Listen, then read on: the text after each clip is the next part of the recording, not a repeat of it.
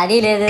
పైగా నా విగ్రహాన్ని కొనడానికి పెళ్లి సంబంధాల్లో పిల్లని చూడడానికి వెళ్ళినట్టు పొలోమను 10 మంది వెళ్తారు. అందులో ఒకడికి ఆ బొమ్మ నచ్చిందని, ఇంకోటికి ఈ బొమ్మ నచ్చిందని. నా కర్మ ఏంటంటే అక్కడ ఉన్నవన్నీ నా బొమ్మలే. మళ్ళీ తీరా 10 మందికి ఒక బొమ్మ నచ్చాక అమ్మేటోడు అలుసుగా తీసుకొని 10,000 15,000 అని బాంబు పేలుస్తాడు. ఎందుకురా బాబు ఇంత రేట్ అంటే కలకత్తా నుంచి తెప్పించాం అంటాడు. నాకు అర్థం కానిది ఏంటంటే ఎక్కడైతే నేను కలకత్తా నుంచి అయితే నాకన్నా మునగాడు వస్తాడా, అక్కడ కూడా నేనే కదా.